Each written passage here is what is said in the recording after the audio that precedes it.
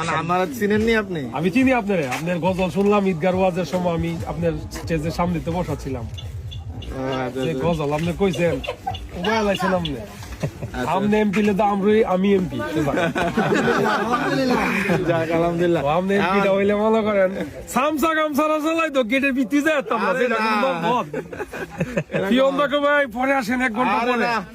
আমরা কি অন্য মানুষের মতো এমপি হবো নাকি? আমরা হবো মানুষের খেদমত করার জন্য, বরং এটা আলাদা একটা দায়িত্ব মনে করবো যে আল্লাহ তাআলা দিছেন, এটা যেন সঠিক ভাবে দায়িত্ব পালন করতে পারি। চাই একজন ইসলামিক এমপি হইলে যেমন সাদা সুইটার পিন থাকিয়া বইতারি লগে থাকিয়া অবশ্যই ইনশাআল্লাহ খালি শেলি মজুরের লগে হলে বইলে হইতো না তো। জায়গা দিয়ে সবাই দাওয়াত দেননি? অবশ্যই অবশ্যই।